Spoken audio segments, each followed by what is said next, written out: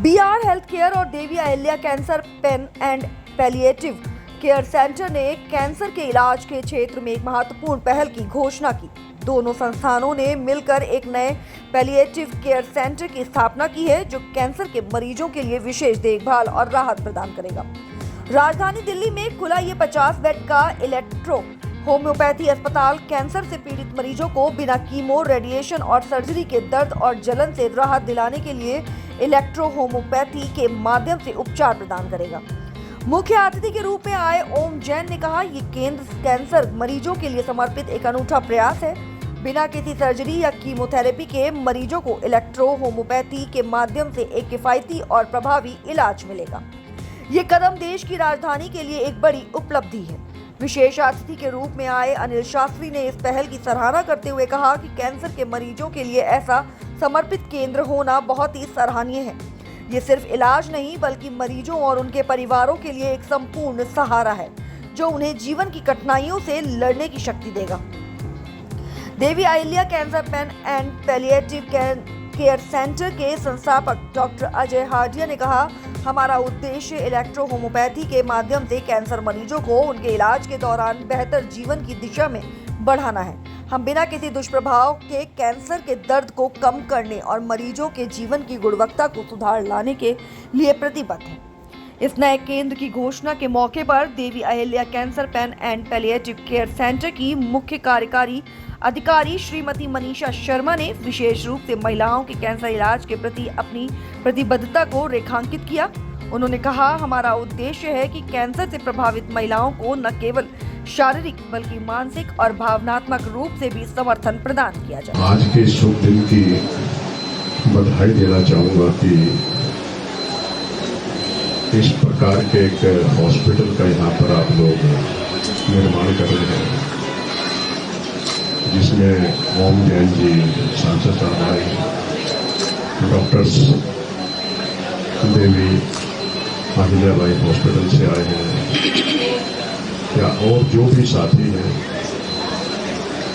सभी का मैं स्वागत करता हूं। और मेरे लिए खुशी की बात है कि एक ऐसे सेंटर की आप यहाँ पर स्थापना कर रहे हैं जो कम पैसे के अंदर अच्छा इलाज दे। आज कैंसर एक नासूर बीमारी, कैंसर के बारे में है कि ये व्यक्ति को भी लेके जाती है और धन दौलत को भी लेके जाती है। जिस व्यक्ति को कहीं पे ये पता लगता है कि उसको कैंसर हो गया, तो उसकी पूरी की पूरी फैमिली या उसके चाहने वाले भी हिल जाते हैं जो उसके नजदीकी होते हैं। लेकिन जिस प्रकार से आपने इलेक्ट्रोपैथी के द्वारा ये सस्ते में इलाज करने का यहाँ पर बताया है, तो इसके लिए आज सही दिल से पूछो तो बहुत खुशी लगने लगा है कि प्रभु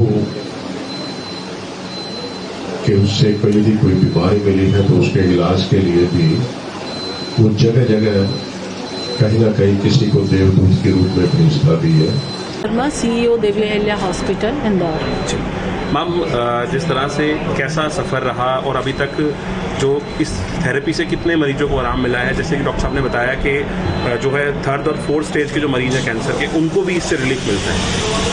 देखिए, हम लोग इंदौर में हमारा देवी अहिल्या कैंसर हॉस्पिटल चल रहा है, उसकी सफलता को हमने देखते हुए हम दिल्ली की तरफ हमने रुख किया है और हजारों पेशेंट हमारे इलेक्ट्रोहोम्योपैथी ट्रीटमेंट से ठीक हुए हैं। और हमारी ये कोशिश है कि इलेक्ट्रोहोम्योपैथी पद्धति को हम जन जन तक पहुंचाएं और उसी माध्यम को ध्यान में रखते हुए कि मरीजों को फ़ायदा हो और ज़्यादा से ज़्यादा फ़ायदा हो और ये इलाज ले सकें, इसलिए हम दिल्ली तक आए हैं। मैं आप ही के माध्यम से कहना चाहती हूँ कि ये बात जो हम कर रहे हैं, जो हमारा पद्धति है उस बात को हर जगह तक जाएगी, अगर ये आवाज़ आप लोगों के द्वारा अगर वहाँ तक जाएगी तो निश्चित हजारों सैकड़ों मरीजों को इसका फ़ायदा होगा और कम पैसों में और बिना तकलीफ़ों के, क्योंकि इसका कोई साइड इफ़ेक्ट्स नहीं है, कोई कीमो, कोई रेडिएशन, कोई सर्जरी हम लोग नहीं करते हैं और उसके मेडिसिन के द्वारा ही उसका ट्रीटमेंट करते हैं, तो इसका फ़ायदा जन जन तक जाना चाहिए। स्टेज के बाद कैंसर को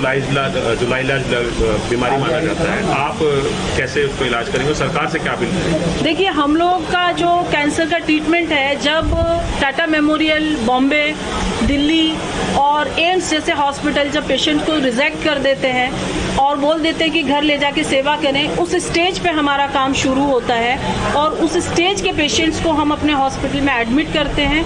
एडमिट करने के बाद ट्रीटमेंट करते हैं और काफ़ी हद तक उसको राहत देते हैं, एक जीने की आस उसके अंदर जग जाती है। आप जानते हैं कि कैंसर नाम ही भयानक है, लोग इसका नाम भी नहीं लेना चाहते हैं और जब वो पेशेंट तो तकलीफ़ में है ही, उसके घर वाले उससे भी ज़्यादा तकलीफ़ में, क्योंकि घर बिक जाता है, ज़मीनें बिक जाती हैं और आदमी भी चला जाता है। तो उस स्टेज में जब हमारी ट्रीटमेंट चालू होती है और उनको जब राहत मिलती है तो निश्चित उनके अंदर एक आशा की किरण आती है और बहुत कम खर्चे में ये इलाज होता है।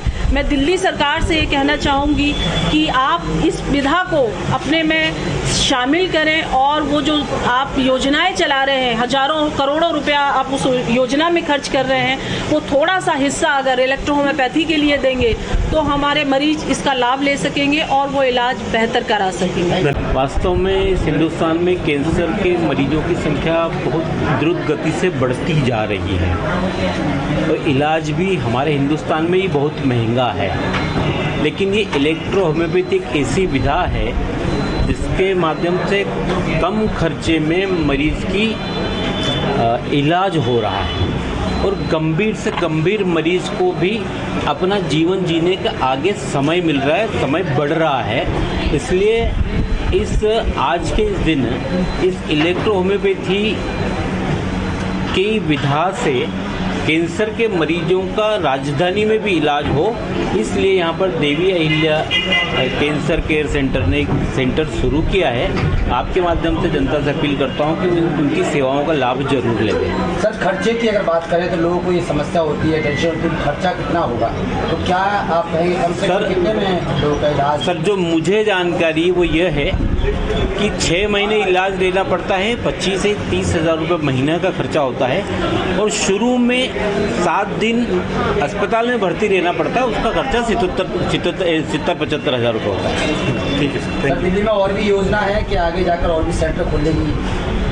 देखिए, जल्दबाजी में तो जवाब नहीं दिया जा सकता, लेकिन हाँ, निश्चित रूप से सेवा का अवसर अगर इनको मिला और तो